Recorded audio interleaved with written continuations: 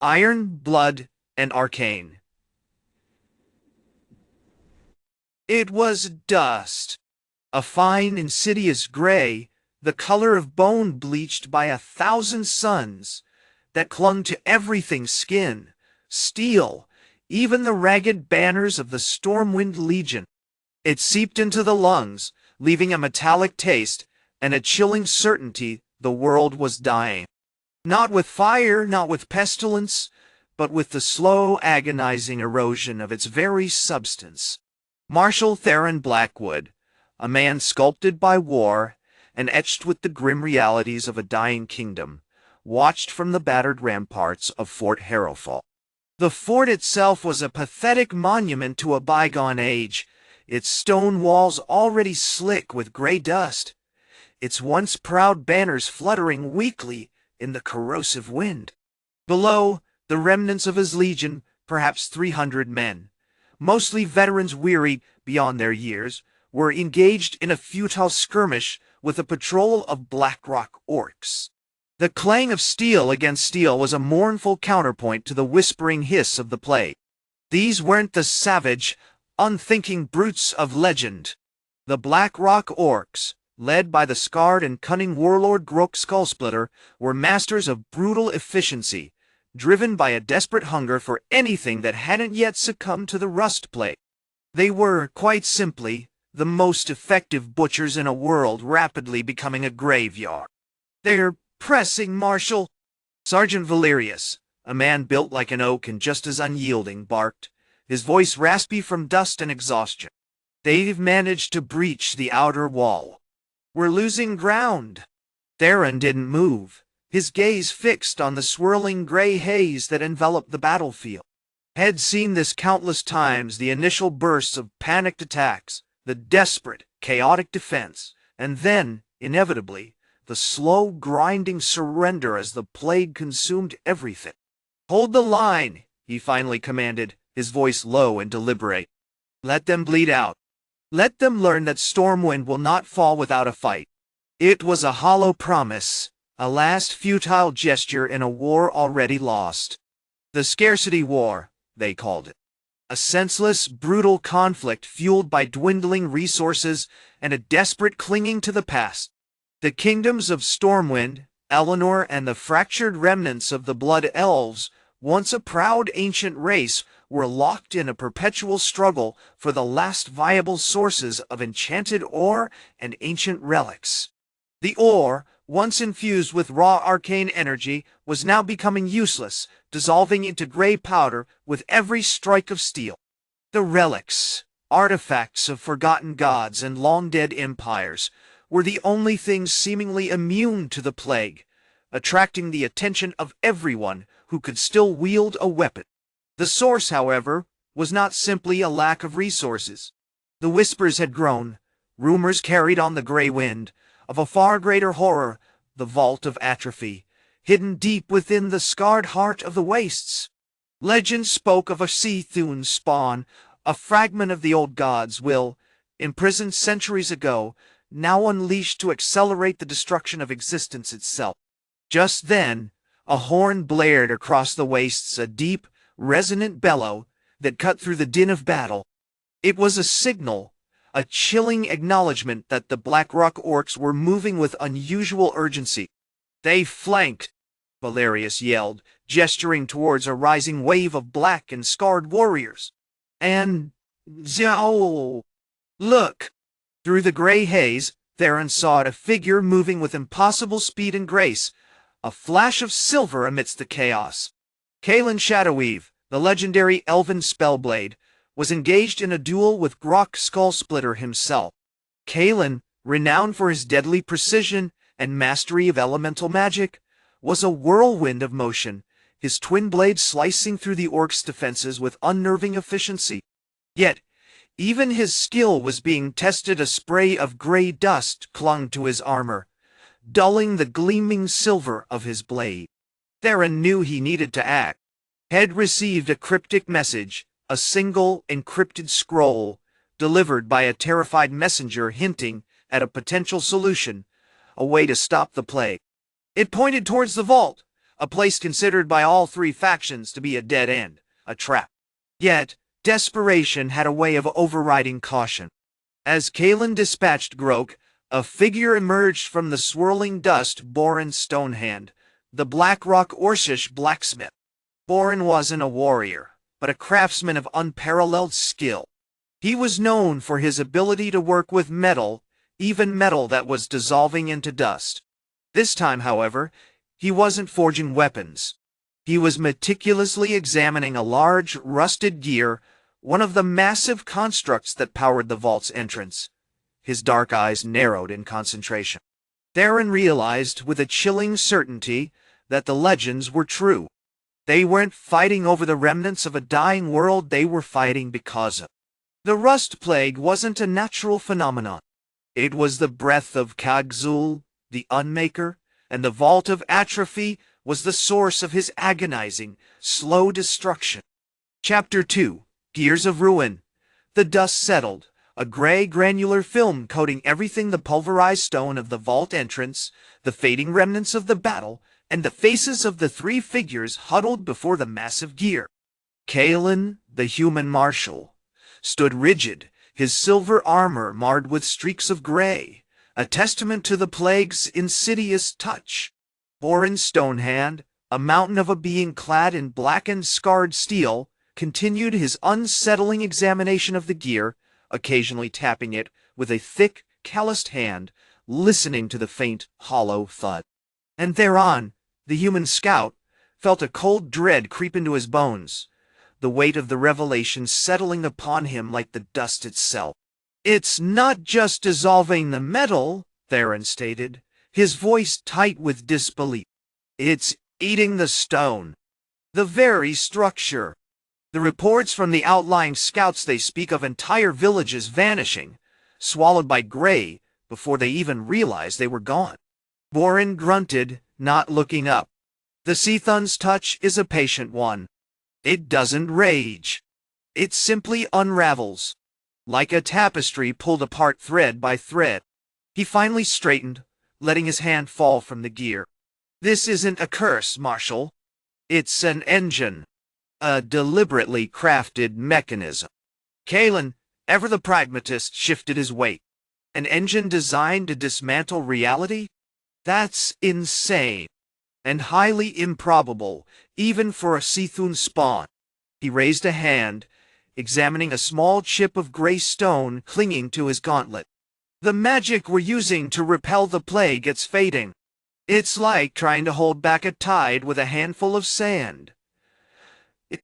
"That's because it's fighting a force that is decay," Borin countered, his voice a low rumble. "This gear, it's not powered by magic. It's powered by entropy. Kagg-Zul isn't just spreading the rust, it's accelerating the inevitable decline of all things. It's drawing energy from the world's structure, feeding it to himself." Suddenly, a low, grinding groan echoed from within the vault. The massive gears, already partially consumed, shifted with unsettling slowness. Dust billowed outwards, catching in Kalen's breath, and he instinctively raised his hand, channeling a small burst of frost magic to clear it. "The core is destabilizing," Borin said, his eyes fixed on the shifting gears. "If we don't stabilize it, the entire mechanism will collapse, unleashing a torrent of the plague across the continent." An idea desperate and audacious sparked in Theron's mind. The scroll had mentioned a key, a sequence, a way to halt the gear's rotation. Kalen frowned. The scroll was fragmentary, riddled with archaic Orcish glyphs. "We've spent days deciphering it, and all we've gleaned is the implication that the vault is controlled by a series of interlocking mechanisms, each governed by a specific rhythmic pulse." Borin nodded slowly. "The Orcs, long before the Scarcity War, were masters of intricate machinery. The vault was built by the first Blackrock clan, a civilization obsessed with control, with preserving knowledge. They created this device to manage the flow of arcane energy, to prevent another Seathun incursion. But they failed." He turned to Kalen. The key isn't about brute force. It's about understanding the rhythm. The gears need a specific input to maintain their balance. Something to mimic their original pulse. And what could that be?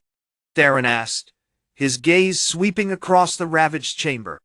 Boren pointed a thick finger towards a set of smaller, intricately carved dials built into the gear's frame. They're not connected to magic. They're connected to stone, to earth. The first Blackrock clan believed that the heart of a machine, even one fueled by decay, needed a grounding, a connection to the primal forces of the world. Kalen, ever the strategist, quickly understood.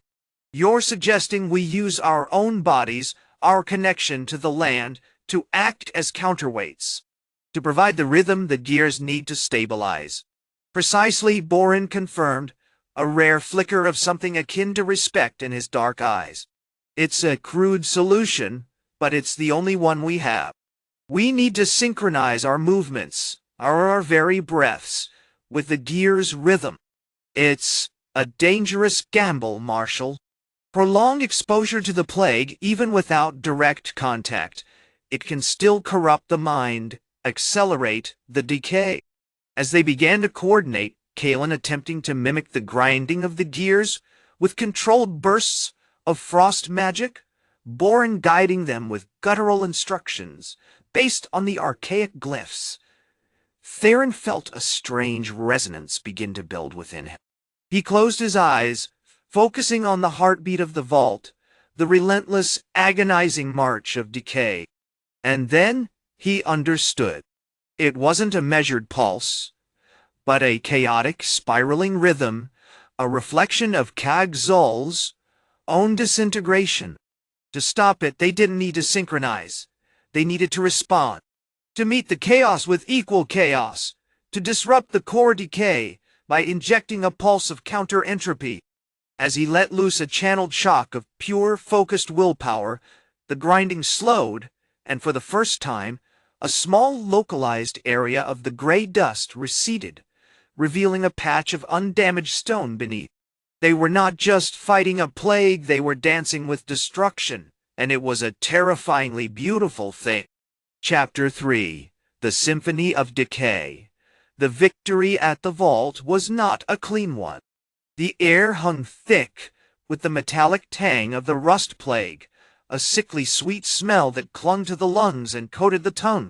Dust motes, shimmering with a dull gray light, danced in the flickering torchlight, a constant reminder of the encroaching oblivion. The initial exhilaration of a successful intervention, a pocket of stone momentarily untouched quickly, devolved into a grim understanding. Kagg-Zul wasn't simply a decaying engine.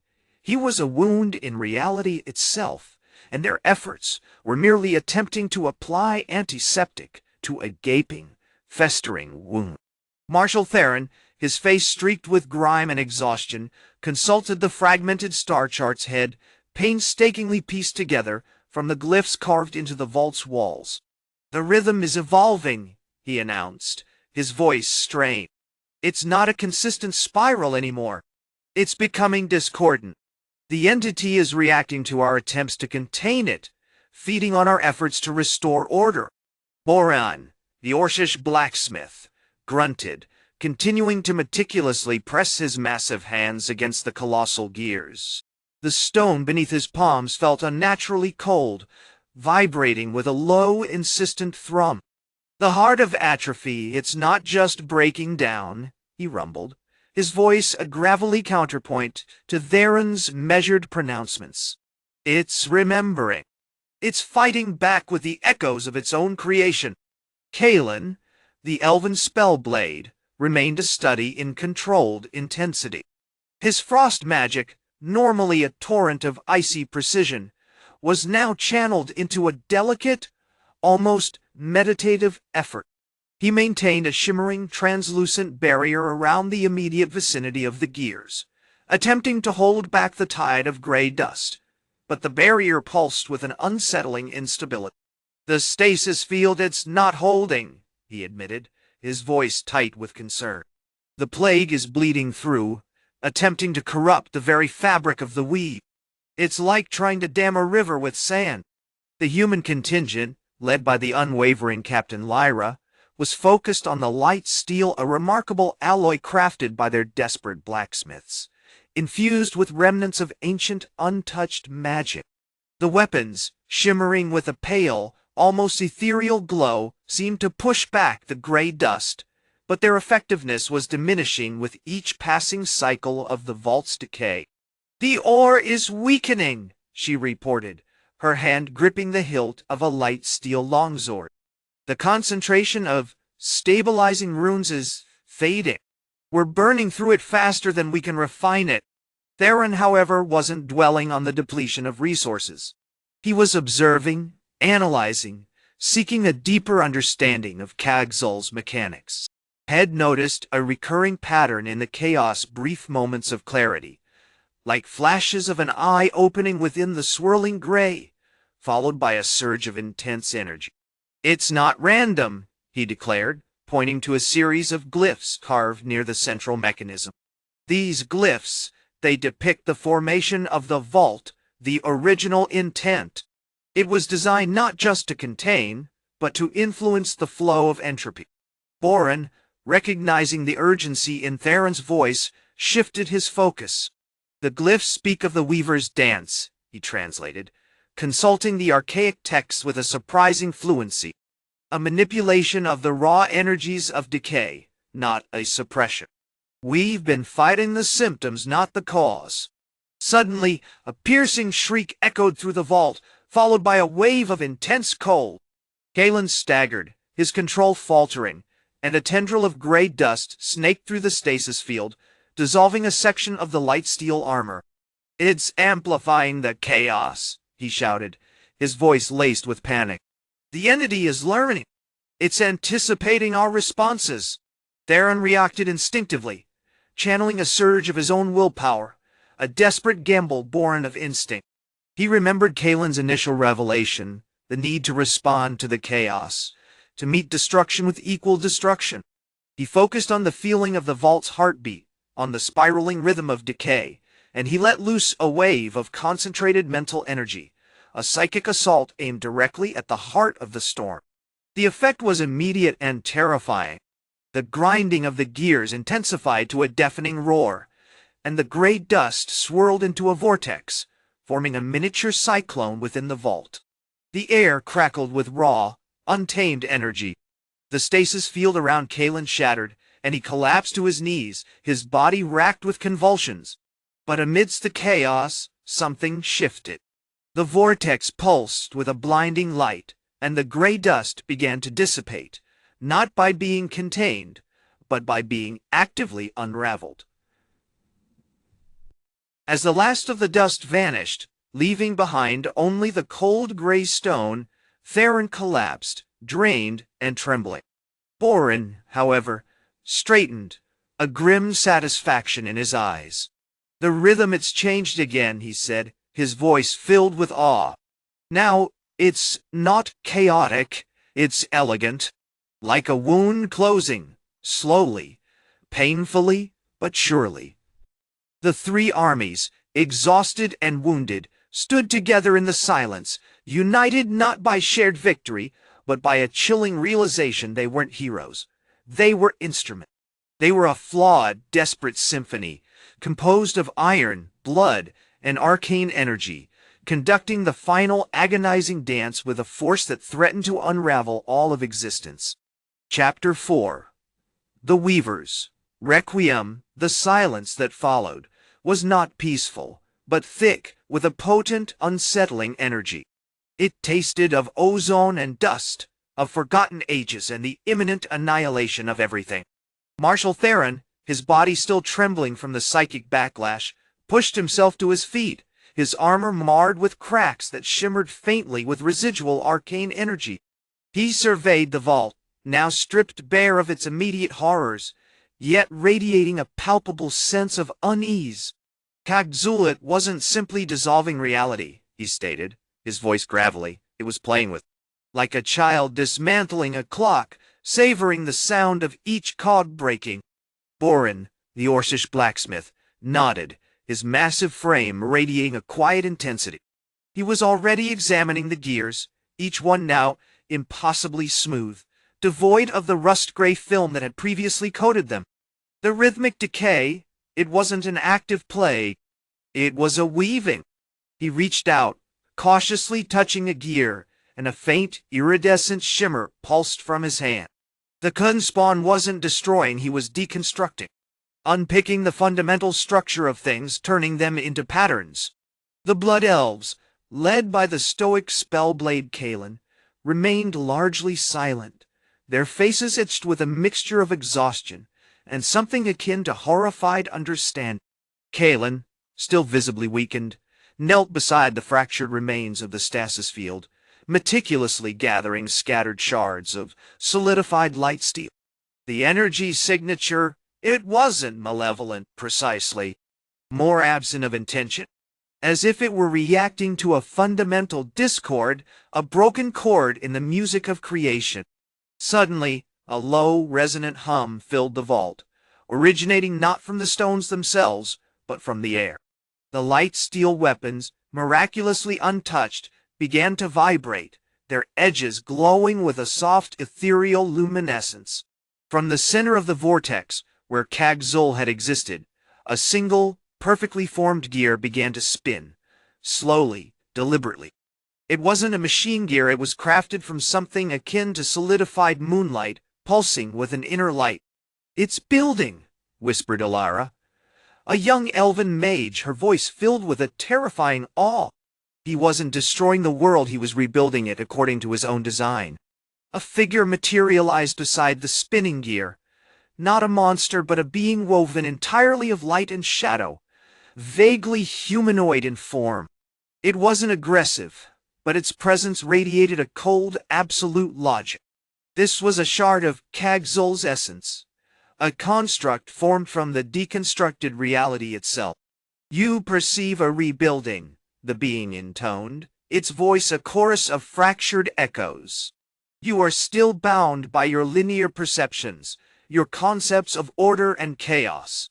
I am merely revealing the inherent instability within your reality. The universe is not a tapestry woven with deliberate threads, but a shattered mirror reflecting infinite possibilities." Theron, despite his exhaustion, stepped forward, drawing his light steel sword. The blade pulsed with power, radiating a brilliant white light that pushed back against the being's shadowy form. "You're a corruption, a leftover echo. You have no right to dictate the shape of reality." The being tilted its head, a movement that seemed to ripple through the very air. "Right is a human construct. I am the consequence of your struggles, your wars, your relentless pursuit of power. You have used your energies to wound and destroy, and I am the embodiment of that wound." As Theron pressed his attack, Boren realized something critical. The rhythmic decay, it wasn't just about unraveling. It was about attracting. He gestured towards the spinning gear. "The energy isn't just reacting, it's feeding on the chaos. The more we fight, the more intricate this structure becomes. We're unintentionally strengthening it." Kalen, having recovered slightly, understood. The stasis field, it wasn't a solution. It was a containment, a temporary respite. The essence of the plague was always within us, within our conflict. It needed to be expressed, to manifest. He raised his hand, focusing his arcane energy. Instead of attempting to directly suppress the being, he began to subtly alter the energy signature of the light steel weapons. He wasn't trying to destroy, he was trying to harmonize. He wove a pattern of light and sound, a complex, almost unbearably beautiful composition that echoed the spiraling rhythm of the spinning gear. As Kalen's music flowed, the being responded. The relentless spinning slowed, the light steel weapons pulsed in unison, and the air thrummed with a newfound resonance. The discordant hum shifted, transforming into a tentative, hesitant melody. "You are adapting," the being admitted, a flicker of something that might have been surprise crossing its ethereal features. "You are learning to listen to the silence." The fate of the world, it seemed, wasn't being determined by brute force, but by a slow, agonizing act of tuning. The iron, blood, and arcane weren't warriors, they were instruments in a requiem for a dying universe. A desperate attempt to silence the final, shattering note. Chapter 5. The Weaver's song, the silence following Kaelin's shift, wasn't empty, but profoundly layered. It was the quiet of a held breath, punctuated by the faintest shimmer of the light steel weapons, now less like instruments of war and more like luminous, responsive extensions of Kaelin's will. The rhythmic pulsing resonated not just with the gears of the vault, but with something deeper, a latent vibration within the stone itself, a whisper of the world's forgotten song. Marshal Torvin Stonehand, the grizzled veteran leading the Stormwind contingent, shifted uneasily. Had spent his life steeped in the brutal logic of war, the satisfying clang of steel against steel, the undeniable advantage of a well-aimed arrow. This felt unsettling, almost unsettlingly peaceful. He gripped his light steel halberd, its polished surface now radiating a gentle golden light, a stark contrast to the gray haze that still clung to the edges of the vault. "Report!" he barked, his voice roughened by years of shouting commands. Sir Kaelin, his face etched with intense concentration, replied, "The entity it's slowing. The rate of dissolution is diminishing. More importantly, the pattern we're creating, it's amplifying. The gears are responding to the harmonic resonance. It's not merely a slowing, it's a correction." Across the chamber, Borin Ironhand, the Orcish Blacksmith, let out a grunt of understanding. Had spent weeks studying the ancient runes carved into the vault's walls, deciphering fragments of the Seathun's forgotten lore. The Unmaker, he doesn't want to destroy. He wants to unravel, to strip reality back to its fundamental components. This isn't a weapon, it's a process, a dismantling of intention. Borin, a mountain of muscle and scarred skin, was surprisingly gentle as he adjusted the pressure on a massive gear, his calloused hands coaxing a smoother rotation. He wasn't pushing, he was guiding, like a blacksmith shaping molten metal. The resonance, it's guiding him, leading him away from chaos, back toward order. Elara Moonwhisper, the Blood Elf Spellblade, observed with a critical eye. Her movements were precise, economical, and her violet eyes seemed to drink in the shifting patterns of light. Kaelin's approach is unorthodox. It's reliant on a delicate balance, a constant flow of energy. What happens if the harmony is disrupted? Disruptions are inevitable, Kaelin replied, his voice devoid of panic. But they've become predictable. The being recognizes the pattern, anticipates the shifts. It's a conversation, Elara, not a battle. He gestured to the shimmering stasis field, now a swirling vortex of opalescent light. The field isn't just containing the dust, it's providing a framework for this conversation. A stable channel for the resonance. As the minutes bled into an hour, the vault transformed. The oppressive gray haze thinned, revealing intricate carvings depicting scenes of a world, long-lost verdant forests, teeming with fantastical creatures, colossal cities built of shimmering crystal, and races of beings now reduced to dust and legend. The air grew cooler, carrying with it a faint scent of rain, and something else, something ancient, and profoundly sad. Suddenly, the rhythmic pulsing of the light steel weapons intensified. The gears spun faster, their metallic voices rising to a low, resonant hum. A wave of energy surged through the chamber, throwing Torvin off balance and forcing him to raise his halberd defensively. "Hold!" Kaelin shouted, his voice strained but firm. "He's pushing back. The entity is recognizing our intent, resisting the harmonization." Borin immediately adjusted the pressure on the gears, subtly altering the rhythm. Elara, guided by Kaelin, wove a counter-resonance with her magic, reinforcing the pattern, deepening the connection. It was a frantic dance, a desperate attempt to maintain the fragile equilibrium. Then, something extraordinary happened. As the two waves of energy collided, a single note bloomed from the vault, a note that wasn't simply heard, but felt. It resonated with the core of their being, stirring memories, emotions, and long-forgotten truths. They saw flashes, not of battles, but of creation, of a time when magic flowed freely, when the world was vibrant and whole. They saw Kagg-Zul not as a destroyer, but as a tormented echo of a fallen god, desperately trying to undo a cosmic mistake.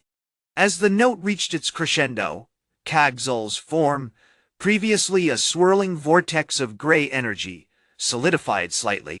It wasn't a triumphant return, but a painful, shuddering acknowledgement. A vast, sorrowful eye opened within the being, focusing on Kalen. "Silence, it is beautiful," the entity rasped, its voice a chorus of collapsing universes. "You are understanding."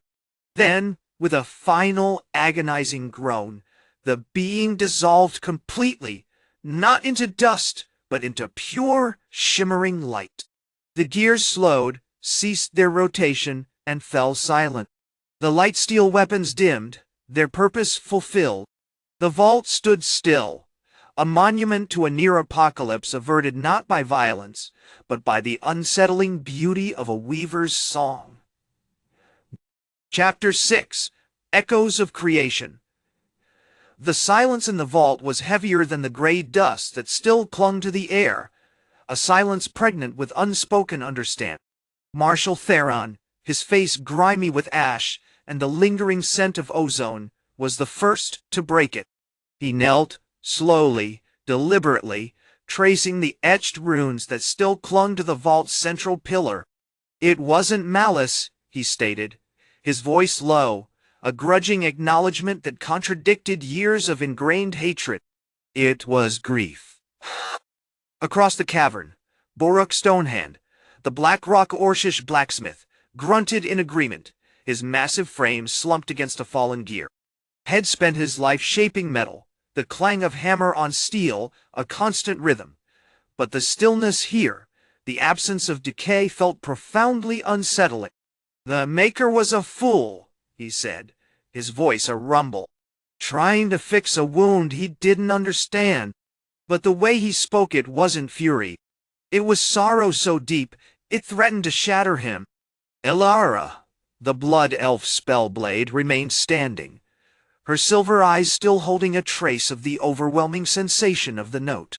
She was the quietest of the three, her usual sharp grace subdued by the sheer weight of what they'd witnessed. "The echoes," she finally said, her voice almost a whisper, "they revealed not just Kagg-Zul's agony, but glimpses of a power far older than any of our kingdoms. A power rooted in creation itself." Kalen, the human mage who had guided Elara, rose, his hands outstretched, as if to grasp the fading echoes. He was visibly exhausted, the strain of the counter-resonance almost physically draining him. The notes, they spoke of the architects, the beings who shaped the very fabric of this world before the sundering. They weren't gods in the way we understand. They were conductors. They orchestrated the flow of magic, the rise and fall of elements. And Kagg-Zul was a failed experiment, a shard of their understanding corrupted by loss. The revelation hung in the air, subtly shifting the dynamic between the three. The Scarcity War, built on the shaky foundations of mistrust and territorial claims, felt suddenly ludicrous, a petty squabble over a dying world. The shared realization of Kagg-Zul's torment sparked a hesitant curiosity. "What do we do now?" Theron asked, the pragmatic warrior wrestling with the implications of their encounter. "This vault, it's still actively decaying. The rust plague will return." "It won't return in the same way," Elara countered, her voice gaining a new note of purpose. "Kagg-Zul's existence fueled the plague. Removing that catalyst, understanding its origins, that's the key." She gestured towards the shimmering residue of light where Kagg-Zul had dissolved. "There's still residual energy there, a faint echo of creation. If we can learn to harness it, perhaps we can counteract the decay, restore what's been lost. Baruch, surprisingly, offered a suggestion. The stone. It remembers. I felt it in the gears. They weren't just turning, they were feeling the flow of the world, the rhythm of the architects. If we can find a way to attune ourselves to that rhythm, to resonate with the vault itself, Kalen nodded, his eyes alight with a sudden intense focus. The light steel, it wasn't just a weapon. It was a conduit, a way to filter the chaotic energy, to shape it into something coherent. We need to understand how it worked, how it interacted with the vault's mechanics. Perhaps we can use it to amplify the vault's inherent resonance to repair the damage. As they began to discuss their next steps, a tremor ran through the vault. Not the destructive shudder of the rust plague, but a deeper, more subtle vibration. Dust rained down from the ceiling, not in a chaotic cascade, but in a carefully controlled flow, as if the vault itself was responding to their conversation. Then, a new note emerged from the silent heart of the cavern, a higher, more complex melody than the initial one. It wasn't a lament, but an invitation. It resonated with a potent energy, drawing them towards a previously unnoticed alcove in the vault's far wall. Within the alcove, bathed in an ethereal glow, lay a single, perfectly preserved artifact, a crystalline sphere, no larger than a man's fist. It pulsed with the same shimmering light that had accompanied Kagg-Zul's dissolution. As they approached, the sphere began to rotate slowly, revealing intricate patterns of light within its depths. The air thrummed with power, and each of them felt an irresistible urge to touch it. The heart of the architects, Kalen breathed, his voice filled with a mixture of awe and apprehension. It seems Kagg-Zul wasn't simply trying to undo a mistake. He was protecting it. Theron, ever cautious, raised his light steel weapon. Let's not get ahead of ourselves. This could be a trap. But as he spoke, his weapon shimmered and faded, the light steel instantly dissolving into gray dust. The sphere continued to rotate, radiating an irresistible allure, a silent promise of understanding and perhaps redemption. The fate of the three kingdoms and the future of the world now rested within the pulsing heart of a forgotten god. Chapter 7, Echoes of Creation. The disintegration of Theron's weapon was a chilling omen, a tangible demonstration of the rust plague's insidious reach. Dust, the very agent of destruction, swirled around them, coating their armor and weapons in a fine gray film. The alluring hum of the heart of the architects intensified, a siren song that threatened to overwhelm their caution. It's feeding on our intention, Kalen observed, his face pale despite the ethereal glow.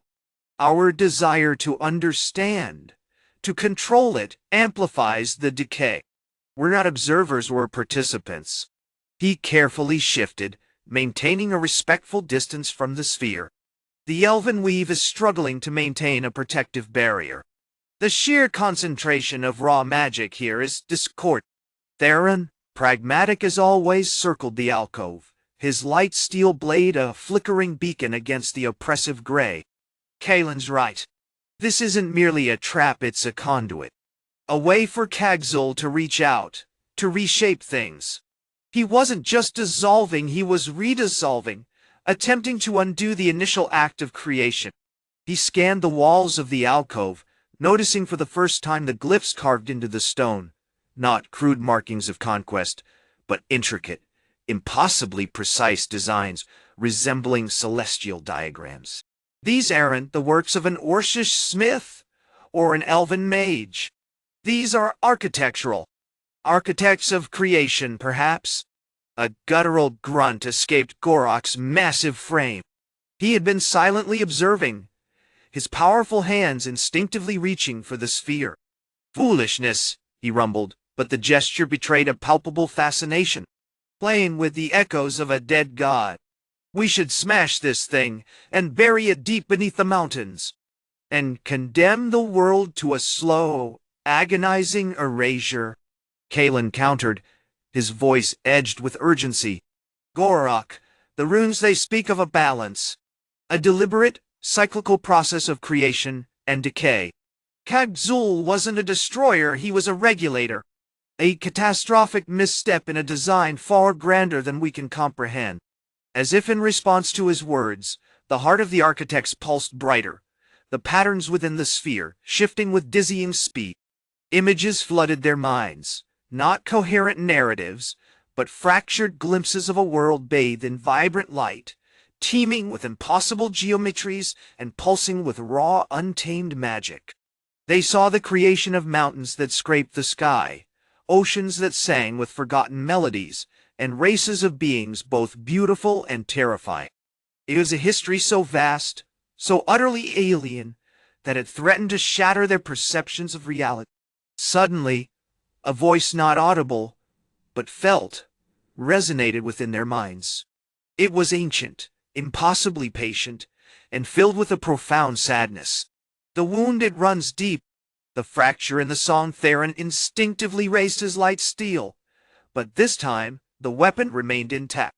The light steel wasn't simply holding, it was responding, absorbing the raw magical energy emanating from the sphere.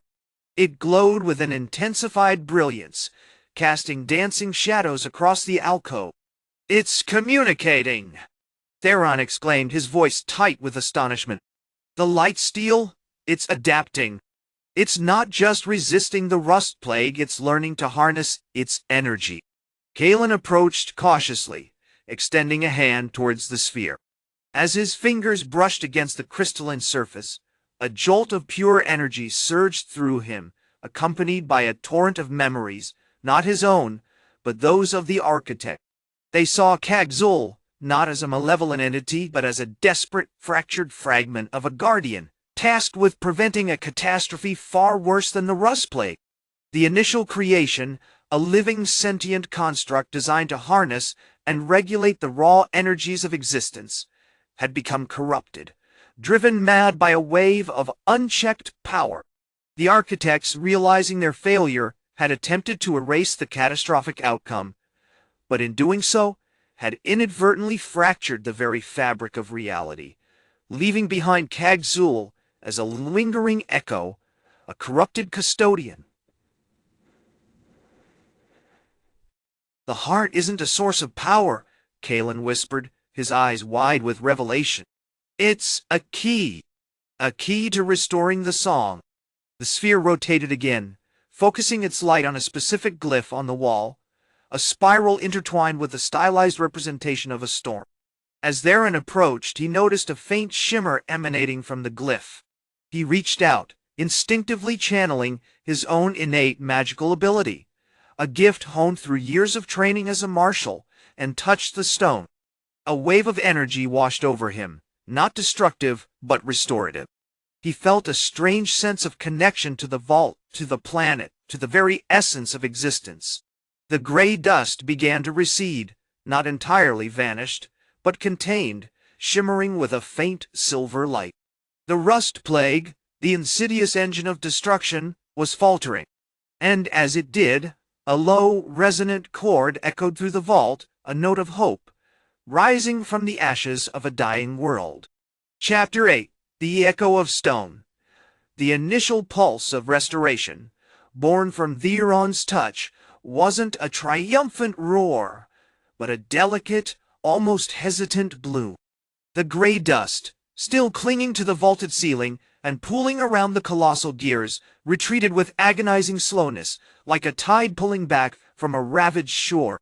A damp, acrid smell, the essence of decaying metal and stagnant magic, persisted, a grim reminder of Kagg-Zul's influence.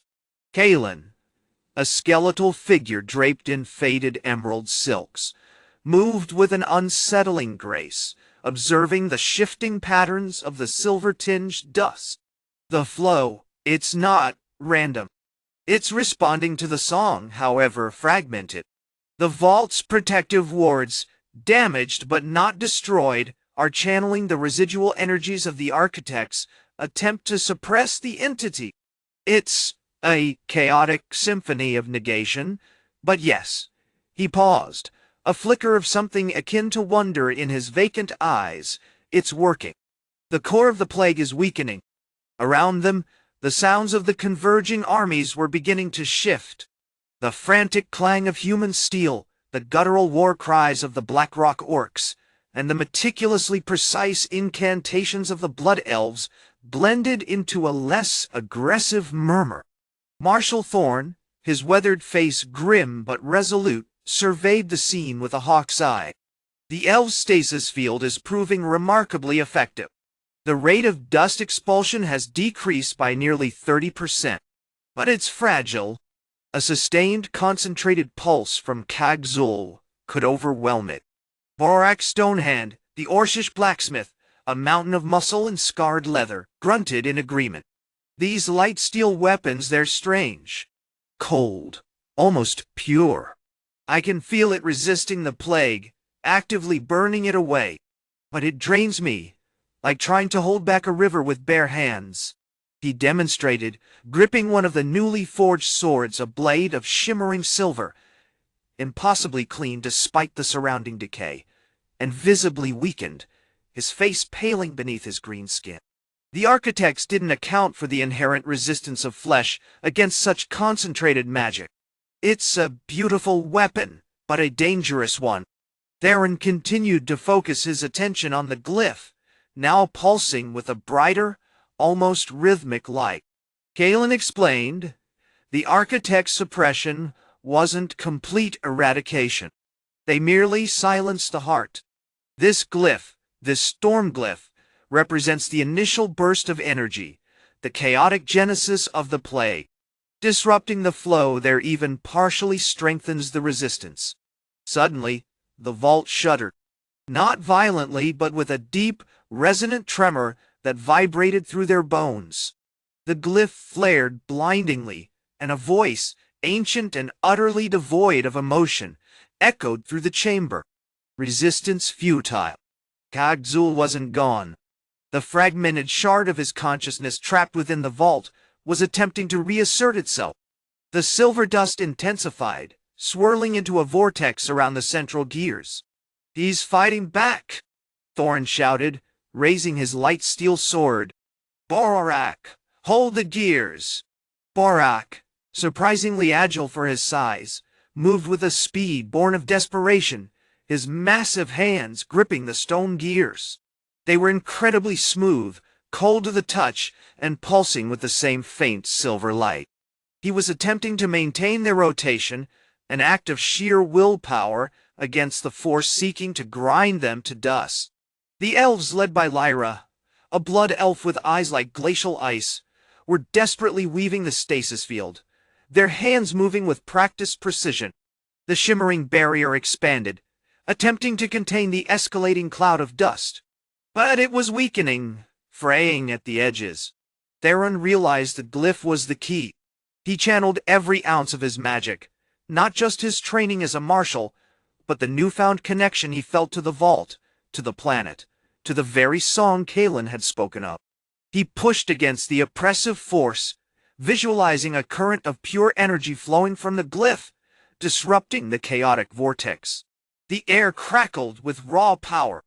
The glyph blazed with white light, and a counter-resonance erupted from the dust itself, a shriek of oblivion, an echo of destruction.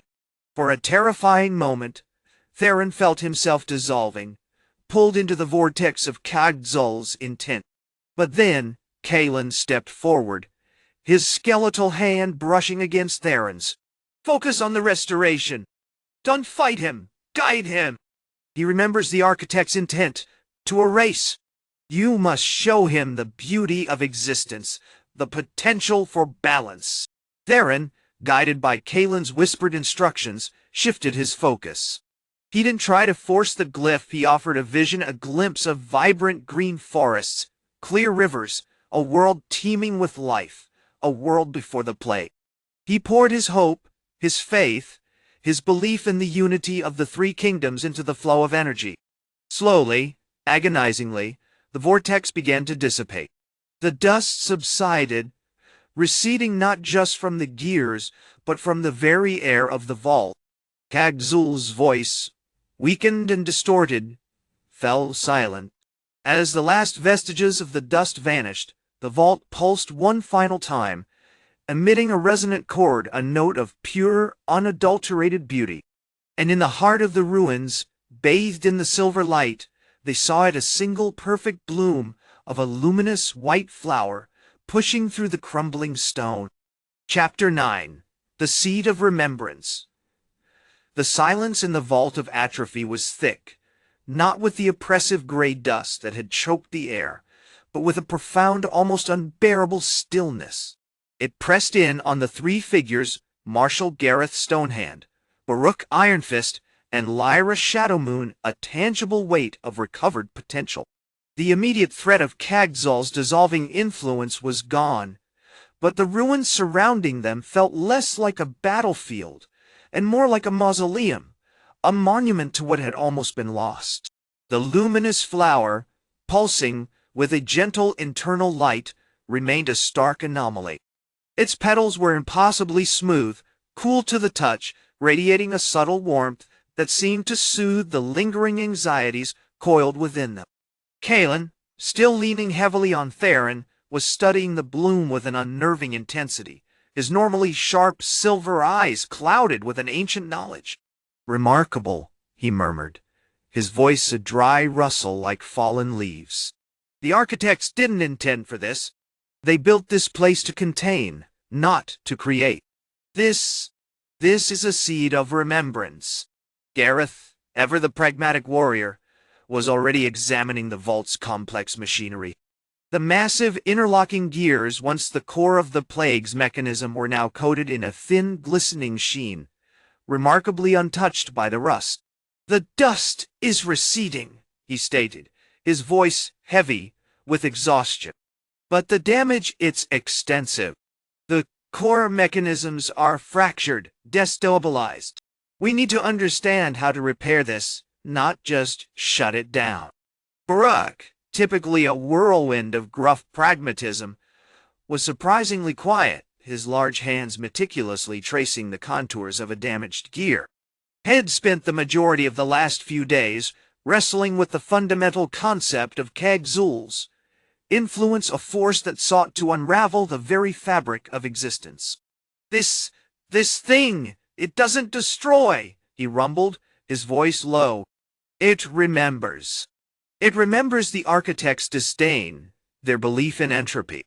We fought to stop it, but we didn't understand its true nature." Lyra, ever observant, shifted her attention to the light bathing the flower. "The resonance," she said, her voice carrying a delicate chime. "The pulse. It's not just a random occurrence. It's a response to the vision, to the hope we poured into the glyph. The architect's intent, Kaelin believes, wasn't simply destruction. It was a desperate attempt to contain a greater, darker force, the void itself." Suddenly, a tremor ran through the vault. Not the subtle vibration of the receding dust, but a deeper, resonant shudder that seemed to emanate from the very stone. The flower pulsed brighter, and a faint geometric pattern began to appear on the floor, intricate lines etched into the bedrock, glowing with the same silver light. "The vault is responding," Kaelin exclaimed, rising to his feet with surprising agility. "It's attempting to guide us." The architects left to safeguard a series of resonant triggers, designed to activate upon a significant breach of the vault's purpose. "We've not merely deactivated Kagg-Zul, we've awakened him." As he spoke, the geometric patterns spread, coalescing into a three-dimensional map, a schematic of the vault's original construction, overlaid with the decaying remnants of Kagg-Zul's influence. The map highlighted a specific section of the central chamber, a cavernous space beneath the main gears, currently obscured by a collapsed portion of the ceiling. The source, Gareth realized, hefting his light steel sword. It's not just the core mechanisms. The plague isn't emanating from here. It's originating from beneath. Baruch, instinctively understanding the shift in focus, raised his own hammer, forged from a piece of salvaged ore infused with their combined fate. "Let's move." This seed is pointing us towards a deeper problem. A problem far older than even Kagg-Zul. With a grim determination, the three armies moved to clear the debris, their movements surprisingly synchronized. Gareth directed the Stormwind soldiers, utilizing his tactical experience to guide the flow of manpower.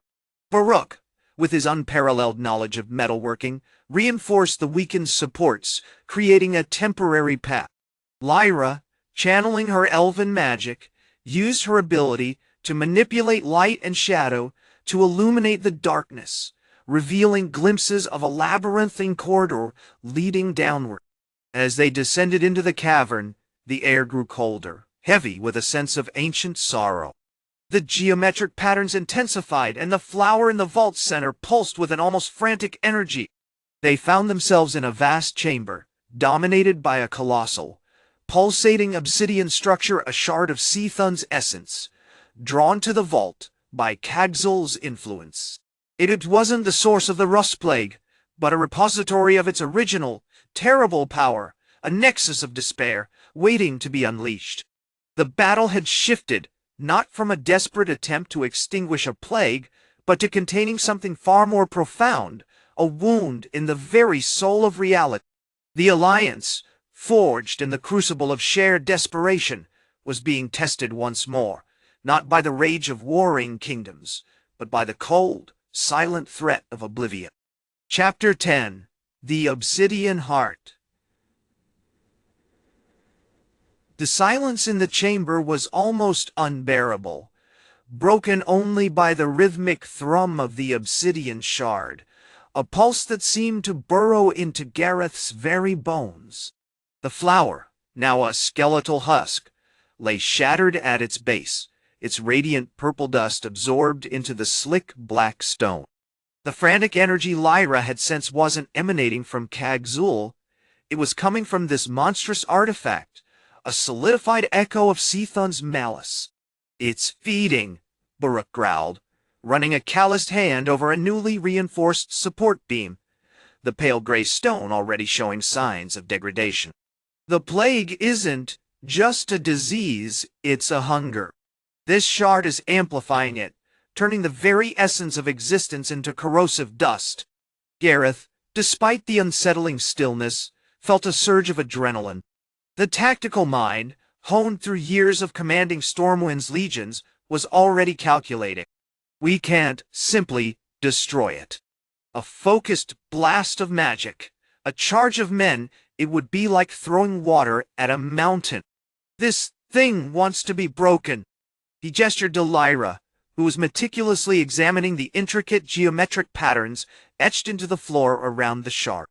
"Lyra, what are you seeing?" Lyra's face was pale. Her silver eyes narrowed in concentration. "The patterns, they're not random. They're a language. A lament of sorts. It's a record of the fracture, the initial wound Seathun inflicted upon reality. This shard isn't just a repository of the plague, it's a record of its creation. So, to stop the plague, we have to rewrite history?" Baruch scoffed. But even his skepticism was laced with a grudging respect. "That's madness. You're suggesting we tamper with the fundamental fabric of existence?" "Not tamper, Baruch," Lyra corrected, her voice tight with urgency. "Contain. The shard is resonating with the fracture, amplifying its influence. If we can understand the mechanism of the initial wound, how Seathun corrupted the weave, we might be able to actively disrupt it." She raised her hand, her fingers shimmering with arcane energy, and began to weave a complex spell, projecting intricate glyphs of light onto the obsidian surface. "This needs a counterweave, a stabilization, something to soothe the wound." As Lyra worked, Gareth observed the Orcish Blacksmith. Baruch, despite his initial disbelief, was a man of profound practicality. He had spent his life shaping metal, understanding the flow of force, the balance of pressure. He was now meticulously examining the shard itself, running his hands over its smooth, cold surface, seeking a weakness, an opening. "The obsidian is unstable," Baruch muttered, his brow furrowed. It's not just resisting magic, it's reacting to it, like a beast wounded in its core. Suddenly, he produced a small, intricately crafted tool, a delicate chisel forged from a previously untouched metal, shimmering faintly with a pale blue light. I've been experimenting. The light steel. It doesn't destroy the shard, but it dampens its resonance. It's like a tuning fork, disrupting the vibrations. He carefully began to tap the obsidian with the light steel chisel, producing a series of low, resonant tones. The shard pulsed violently, the geometric patterns on the floor intensifying, and a wave of nausea washed over Gareth. He recognized the sensation, a reflection of Sethun's despair, amplified by the shard's proximity to the fracture. "Careful!" Lyra shouted, her voice strained. "The resonance is becoming chaotic. It's trying to heal itself with our attempts to disrupt it." The room began to subtly shift, the walls seeming to pulse with an unsettling rhythm. Cracks, hairline fractures appeared across the obsidian surface, spreading like spiderwebs. Gareth realized with a chilling certainty that they weren't simply containing the plague, they were inadvertently feeding it. "We need a focal point," Gareth shouted over the rising cacophony. "Baruch, can you channel your smithing skill into shaping the light steel? Create a lens, a conduit, something to focus the resonance." Baruch, understanding the urgency, began to work with frantic intensity, hammering at the light steel, shaping it into a delicate, multifaceted lens. As he worked, Lyra intensified her spell, weaving a shimmering shield around the shard, attempting to contain the chaotic energy. Gareth, meanwhile, positioned himself between them, drawing his light steel sword, a weapon forged from the faith of Stormwind, a beacon against the encroaching darkness. The shard, sensing their concerted effort, unleashed a final, desperate surge of power. The chamber exploded in a blinding flash of white light, and a voice, ancient and utterly devoid of emotion, echoed in their minds, "You cannot mend what was broken. Despair is eternal." Then, just as suddenly, it was gone. The light faded, the chaos subsided, and the shard remained, its obsidian surface now etched with an intricate network of new patterns, subtly altered. The air, though still heavy with the scent of decay, felt calmer. "It's changed," Lyra whispered, examining the shard with a thoughtful frown. "It's still resonating with the fracture, but it's quieter now. Less hungry." Gareth sheathed his sword, a grim satisfaction settling over him. "We haven't won. Not yet. But we've bought ourselves time. Time to understand this shard, this heart of despair, and find a way to truly silence the fracture." Chapter 11. Echoes of the Unmaker. The silence in the Vault of Atrophy was profoundly unsettling. It wasn't the absence of noise, precisely. The low, constant hiss of the rust plague, though lessened, still vibrated in the stone, and the faint, metallic tang hung heavy in the air. No, this was a silence born of suppressed dread, of a knowledge too terrible to articulate. The air, once thick with the anticipation of a desperate battle, now held only the weight of a defeated god. For 3 days, the trio Baruch, Lyra, and Gareth had meticulously studied the shard. It rested on a makeshift altar constructed from salvaged stone, bathed in the wan light filtering through the cracks in the vault's ceiling. The initial flash had left the obsidian surface utterly transformed. Intricate, fractal patterns now spiraled across its depths, like frozen lightning captured within the stone. These weren't random markings, they resembled distorted glyphs, echoes of a language older than kingdoms, older than magic itself. Lyra, the Elven Spellblade, was the most active in her analysis. Her fingers, nimble and precise, traced the shifting patterns with a small silver stylus, attempting to map their flow. "The resonance, it's less chaotic now," she reported, her voice hushed. "But the core remains. It's a nexus of the fracture, a point of immense corrupted potential. Kagg-Zul didn't just exhale the plague, he fed it. This shard, it's a feeding ground." Gareth, the Human Marshal, remained a steady, pragmatic presence. Had spent the days meticulously charting the vault's architecture, noting the points of structural instability exacerbated by the rust plague. "The gearworks," he stated, his brow furrowed in concentration. "The original purpose of this place wasn't simply to contain something. It was to control it. These immense gears, powered by ancient ley lines, were meant to regulate the fracture. And they failed. Utterly." He pointed to a massive, half-buried gear, its teeth now rusted to dust. "The rust plague isn't an accident. It's a consequence." Baruch, the Orcish Blacksmith, the most surprisingly insightful of the group, was lost in quiet contemplation.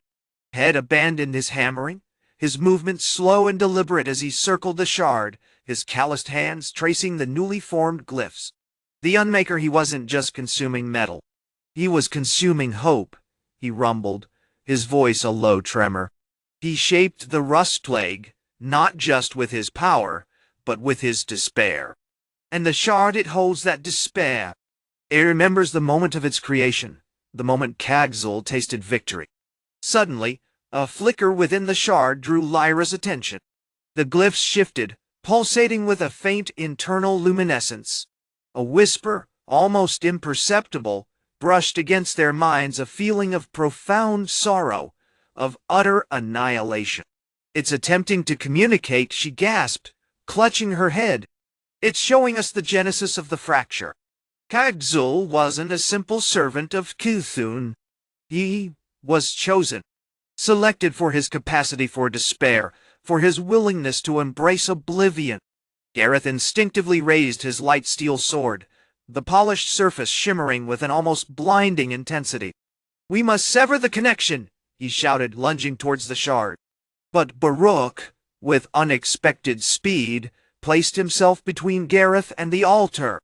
"No!" he roared, planting his massive frame firmly in the way. "You don't understand. The shard isn't meant to be destroyed. It's meant to be guided." He reached out, his rough hand hovering inches above the obsidian surface. The glyphs flared, responding to his touch, and a torrent of images flooded his mind. He saw Kagg-Zul, not as a monstrous brute, but as a lonely, tormented being, trapped within the vault, consumed by a darkness that had begun as a whisper and grown into a scream. He saw the original purpose of the gearworks not as a mechanism of control, but as a cage designed to contain the potential for devastation. "It doesn't want to destroy," Baruch said, his voice strained, his eyes glazed with a terrifying understanding. "It wants release. It's not hungry for metal, it's hungry for balance. It seeks to undo the imbalance created by the fracture, by the endless conflict." The shard pulsed with renewed energy, and a single glyph, brighter than the rest, solidified into a recognizable shape, a stylized representation of a gear. "The key," Baruch whispered, "isn't to silence the fracture. It's to realign it."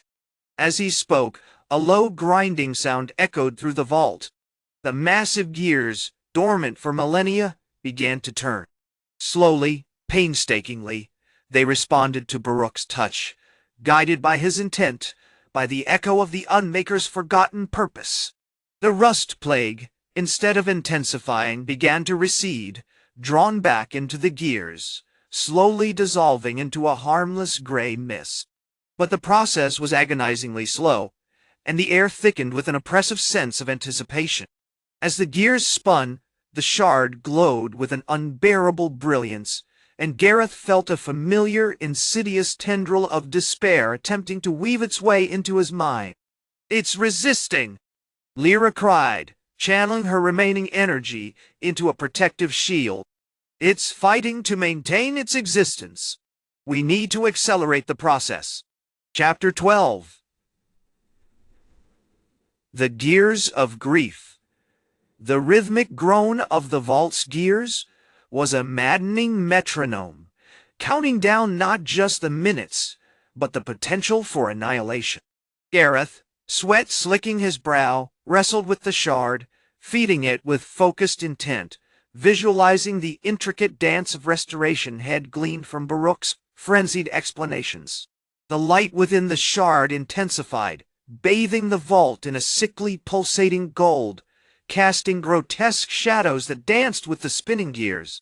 Lyra's shield shimmered, a defiant blue against the encroaching gray, desperately holding back the creeping tendrils of despair. Baruch, his face etched with grim determination, continued to coax the ancient mechanism, his hands moving with a surprising grace, his voice a low, insistent murmur. Faster, Gareth! Don't let it settle. It's learning to anticipate.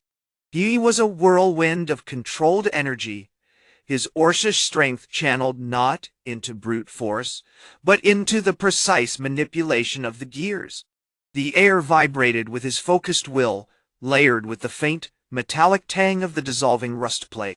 Around them, the situation was deteriorating. The receding plague wasn't a triumphant retreat, but a chaotic ebb and flow. Patches of gray would reappear, quickly consumed only to re-emerge with twice the intensity. The gears, though now moving, were straining against the immense pressure, their stone surfaces grating with a sound that bordered on a tormented wail. The structure's unstable! Kalen, the Stormwind Marshal, roared, his voice cutting through the mechanical cacophony. He stood at the vault's entrance, his signature obsidian armor dulled gray, the once gleaming steel of his command banner now crumbling to dust. Behind him, a contingent of Stormwind soldiers, armed with the newly forged light steel weapons each blade, a testament to their desperate gamble, formed a ragged defensive line. Many of their weapons were already showing signs of weakness, pitted by the relentless onslaught of the rust plague, but they held a flickering promise of defense against a foe that seemed to unravel reality itself. "We need to reinforce the supports," Gareth shouted, momentarily abandoning his focus on the shard. "The gears are shifting stress to the ancient pillars." But Baruch waved him off, his eyes fixated on the intricate network of interlocking gears. "It's not about support, Gareth. It's about re-establishing the flow. The fracture, it wasn't born of malice, but of imbalance. The Unmaker wasn't trying to destroy, it was trying to correct." Suddenly, the grinding intensified, escalating into a jarring, shuddering roar. The central gear, the largest, most complex, seized, emitting a shower of sparks and a plume of dense gray mist died. The air grew colder, thick with the suffocating scent of dissolved metal. Lyra screamed, her shield flickering violently. "It's feeding off our efforts. It's laughing." Gareth felt a cold wave of despair wash over him, stronger than any had experienced before. The insidious tendril of despair, which had fought so desperately, coiled around his mind, whispering doubts, painting visions of utter ruin. He saw Stormwind consumed, the Blackrock Orcs scattered, the Blood Elves extinguished, all reduced to gray dust by the Unmaker's twisted design. "Don't!" Baruch bellowed, slamming his fist against the largest gear, forcing it back into motion. "Focus! Remember the balance. It seeks not destruction, but equilibrium." Lyra, drawing on a desperate reserve of magic, erected a shimmering dome around Gareth, a pulsating barrier of arcane energy. "Hold on, Gareth. Don't give it what it wants." As Gareth wrestled with the encroaching darkness, he noticed something new in the gray mist patterns, intricate and horrifying, swirling within the dissolving metal. They resembled gears. Smaller, more numerous gears, coalescing and reforming within the plague itself, mimicking the structure of the vault, feeding off the effort of the three armies. "It's building a copy of itself," Baruch shouted, understanding dawning in his eyes. "It's creating a network of localized fractures. The more we fight, the more it replicates." Kalen, watching the escalating chaos, barked an order. "Scorch them! Dose the mist with light steel fire." The Stormwind soldiers unleashed a barrage of fire from their light steel blades, the holy energy searing through the gray mist. The mist recoiled, briefly dissipating, but the miniature gears within it stubbornly reformed, their gray glow intensifying with each attempt. The vault groaned, a sound of immense strain, and the gears began to spin with increasing speed. The shard pulsed with blinding intensity, and a single, clear glyph formed on its surface, not a gear, but a spiral reminiscent of a galaxy. "It's shifting its focus!" Baruch shouted, his voice hoarse. "It's not just about realigning the fracture. It's about expanding it. It seeks to unravel all of reality, to bring everything back to the point of potential annihilation. We need to sever the connection." He raised his hand, channeling all his will, not towards the gears, but towards the shard. He began to chant in a forgotten language, a guttural tongue of the Unmaker, a desperate plea for balance, a request for release. The vault shuddered violently, and the gears spun faster, blurring into a dizzying vortex of gray and gold. The rust plague wasn't receding, it was spreading, consuming the vault, consuming them. The battle had just become something far more terrifying, a desperate attempt to contain a force that threatened to consume not just the world, but existence itself. Chapter 13, The Whispering Gears. The shift in Kagg-Zul's focus wasn't merely a tactical adjustment, it felt like the universe itself, twisting on its axis. Baruch's desperate chant, a torrent of corrupted syllables, resonated within the vault's immense structure, amplifying the tremors. The gears, once a predictable grinding rhythm, now churned with a manic energy, each rotation a frantic plea for completion. The gray mist, far from receding, swelled, thickening into a suffocating shroud that clawed at their lungs, laced with the metallic tang of dissolving reality. Marshal Theron, his face grim beneath the flickering light steel blade he wielded, barked orders with strained urgency. "Maintain the perimeter! Don't let it breach the containment field." He gestured towards Alara, the Blood Elf Spellblade, who was painstakingly weaving a shimmering dome of protective magic around the central area. The dome, once a vibrant amethyst, was now stained with patches of gray, each ripple a miniature vortex of decay. "The stasis field is failing, Marshal!" Alara shouted, her voice strained. "The plague, it's feeding on the energy. It's like trying to hold back a tide with sand." The Orcish contingent, led by Baruch, were locked in a brutal, futile dance. Their immense strength, honed over generations of raiding and war, was rendered useless against the insidious plague. The light steel fire, once a searing torrent of divine energy, now only partially affected the afflicted metal. The gray dust, when struck, merely reformed, each tiny gear swirling with renewed intensity. Suddenly, a high-pitched whine pierced the chaos. One of the largest gears, a behemoth the size of a siege tower, shuddered violently and emitted a pulse of pure gray energy. It slammed into the perimeter of the containment field, ripping through the amethyst shield like paper.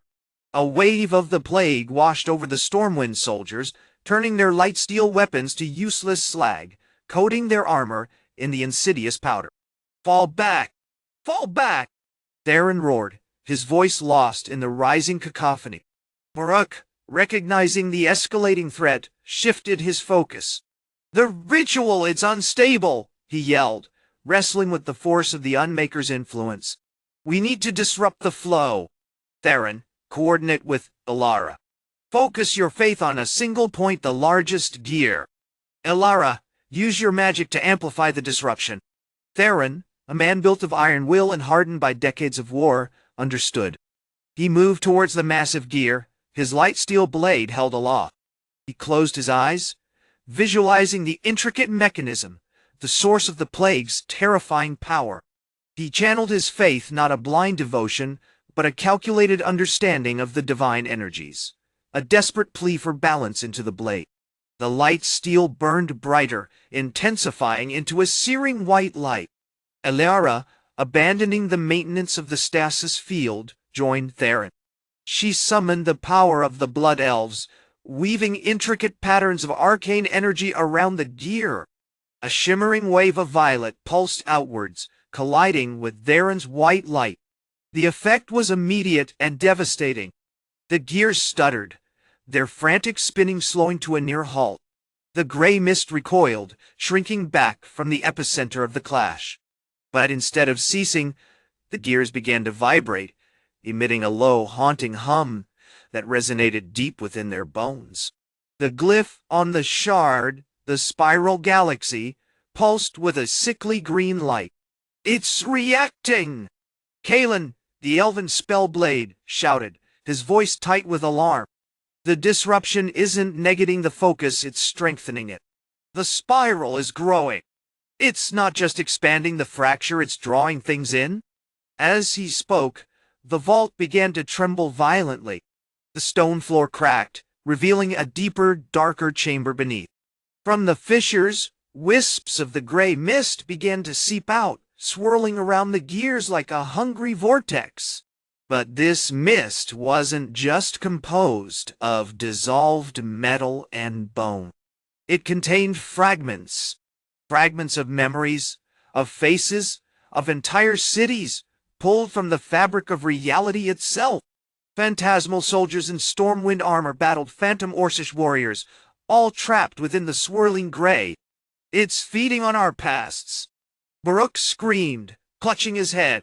"It's consuming our very memories to fuel its destruction." Suddenly, a spectral image materialized before them, Theron himself, as a young recruit, charging into battle against an overwhelming horde of orcs. Then, a Blood Elf warrior, Elara, as a child, laughing with her family in a grove of ancient trees. And finally, Baruch as a boy, tending to a wounded comrade. Each image flickered violently, then dissolved back into the gray mist, adding to the swirling chaos. Theron, struggling against the overwhelming psychic assault, realized the horrifying truth. "Kagg-Zul isn't just dissolving reality," he gasped. "He's dissolving us." The gears spun faster still, the spiral glyph growing larger, threatening to engulf them all. The Alliance, forged in desperation, was on the precipice of collapse, consumed by the whispering gears, and the horrifying realization that they were not fighting a plague, but a predator feeding on the souls of those who dared to oppose it. Chapter 14. Echoes of Ruin. The silence, after Theron's revelation, was thick, heavier even than the gray mist that choked the vault. The rhythmic grinding of the gears, once a terrifying drone, now seemed to pulse with a malevolent intelligence. It wasn't just destruction. It was a deliberate, agonizing extraction. The air throbbed with the weight of stolen lives, of moments lost to the Unmaker's hunger. Baruch, pale and visibly shaken, sank to his knees, his massive frame a stark silhouette against the spiraling glyph. "We were wrong," he rasped, his voice strained. "It's not about the metal. It's not about the ore. It's about who we are." Elara, ever the pragmatic Spellblade, was already assessing the situation with a chilling calm. Her silver eyes, normally shimmering with arcane energy, were narrowed, focused on the swirling mist. "The glyph, it's amplifying the fragments. The more it consumes, the stronger it becomes." She raised a hand, channeling a protective ward, a shimmering bubble of blue energy that pulsed weakly against the gray onslaught. "We need to break its connection to the past. Disrupt the flow." Theron, leaning heavily on his light steel sword, a blade that seemed to hold the nascent dawn within its steel, was wrestling with a different kind of struggle. The faces of his youth, his brother's last smile, his father's stern guidance, were battling with the encroaching gray, threatening to erase them entirely. He slammed his sword into the floor, the impact sending a ripple through the stone, a futile attempt to ground himself. "It's not just remembering," he choked out. "It's feeling. It's experiencing the loss, the fear, the sheer terror of it all." The Blackrock Orcs, typically a monolith of brutal stoicism, were noticeably unnerved.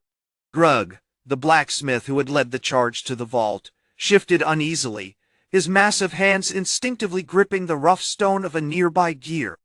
He muttered something in the guttural Orcish tongue, a prayer to the stone gods for strength and perhaps oblivion.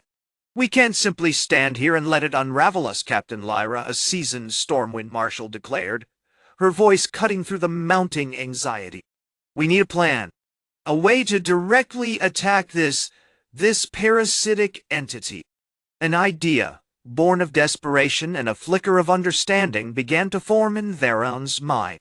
"The fragments, they're responding to emotion," he said, his voice gaining a note of grim determination. "Kagg-Zul isn't just consuming memories, it's feeding on the pain of those memories. If we can flood it with positive emotion, with belief, perhaps we can disrupt its process." He turned to the assembled warriors. "We need to force a counter-narrative.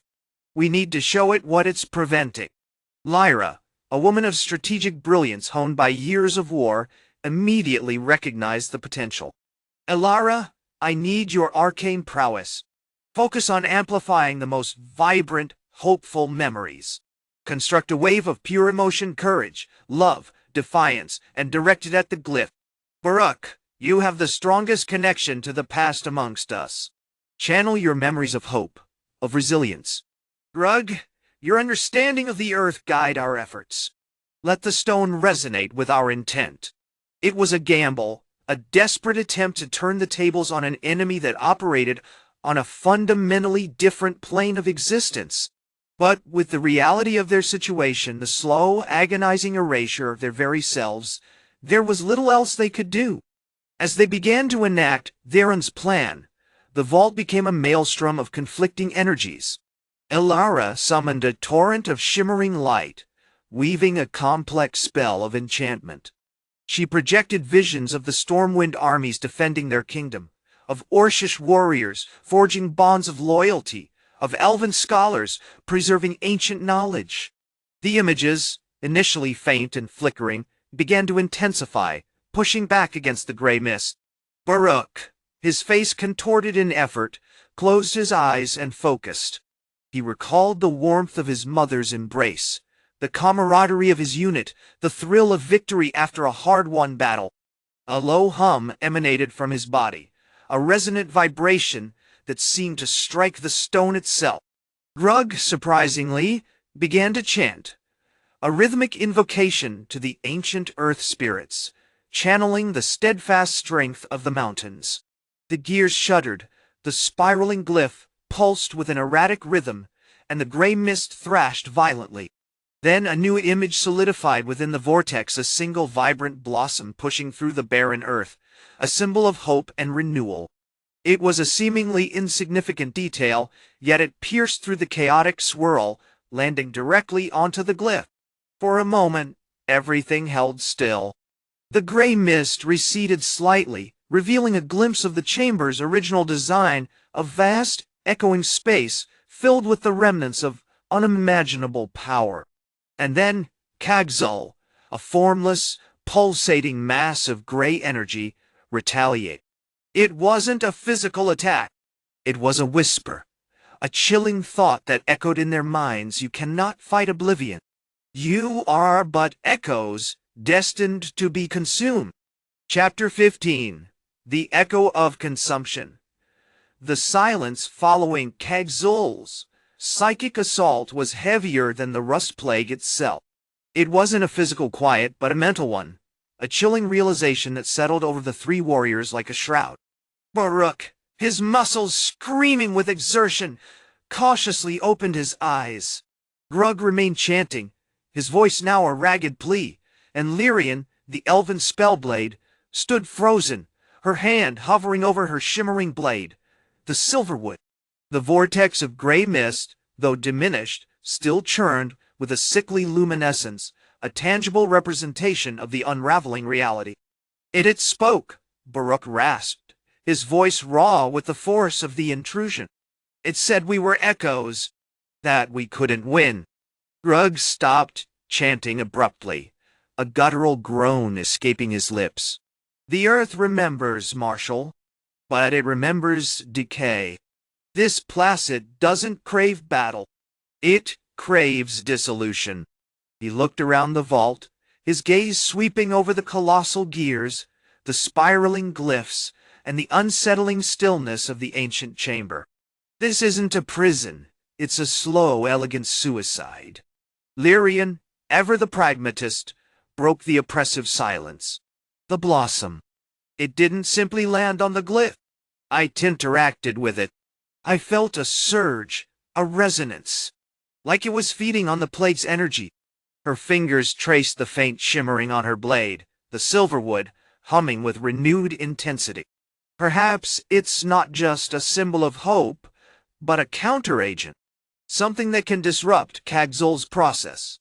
Baruch, despite his fatigue and the lingering dread, recognized the logic in her words.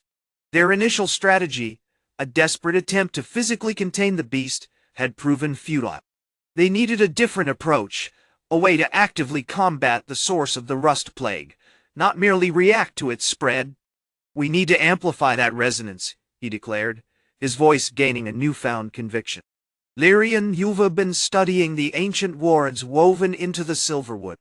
Can you identify the core principle of this bloom effect?" Lyrian nodded, already mentally dissecting the interaction. The glyph is designed to harness ambient magical energy, primarily from the Earth's core. Kagg-Zul's influence is corrupting it, channeling it into the plague. If we can redirect that flow, focus it, perhaps we can destabilize his form. Suddenly, a low rumble echoed through the chamber, shaking the very foundations of the vault. The gears, which had been shuddering intermittently, began to spin with increasing speed, the spiraling glyph pulsing with an almost violent light. The gray mist intensified, swirling into a chaotic vortex that pressed in on them, a suffocating embrace of oblivion. "It's responding," Grug shouted, bracing himself against a massive gear. "It's trying to break our focus." Without hesitation, Baruch stepped forward, placing his hands firmly upon the largest of the gears. He closed his eyes, delving deeper into his memories, pushing aside the oppressive voice of Kagg-Zul, and focusing on the image of his mother's face.